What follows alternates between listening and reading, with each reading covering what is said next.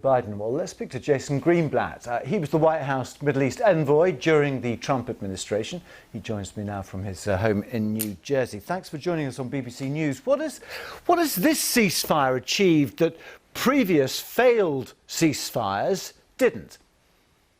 Thanks for having me. I think that this ceasefire achieved what all these other ceasefires achieved, which is a period, hopefully a longer period of calm, but a very temporary basis. You know, I listened to President Biden's words, and they sound wonderful, and I wish they were achievable. But in the end, you have bloodthirsty terrorists, Hamas, Palestinian Islamic Jihad, who can be puppeted, puppet master Iran behind them, attack Israel, cause suffering for 2 million plus Palestinians in Gaza, all Israelis. It's just a temporary hold. But unfortunately, I think there is nothing more that can be done at this moment. So I'm glad they got it done. I'm glad that Israel did what it needed to do to defend itself over these last 11 days, which were horrific because of Hamas. I'm glad that Palestinians and Israelis will have a period of calm. I hope it's a long period.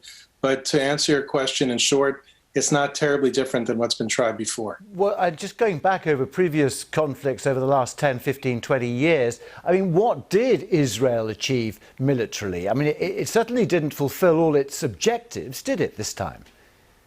In a perfect world, Israel would be able to disarm Hamas, but that is a very, very different kind of action. I don't think anybody really wants at the moment. I think what Israel did was clean out as much as they could without causing tremendous collateral damage. I think they needed to do this because over 4,000 missiles were launched at Israeli cities, and I think they're doing their best to manage a very difficult situation. Isn't the problem here that there's no legitimacy politically on either side? I mean, Hamas controls Gaza.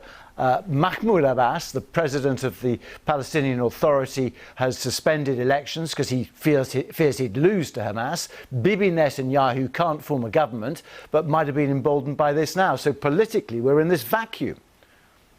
Well, Israel is a democracy, and they're functioning well, and I think they did a very good job, irrespective of the difficult political situation that they're in. I think you point out something very, very important, which is the Palestinian Authority. They have no jurisdiction in Gaza. Hamas and the Palestinian Authority hate each other. The Palestinian Authority is fearful of Hamas.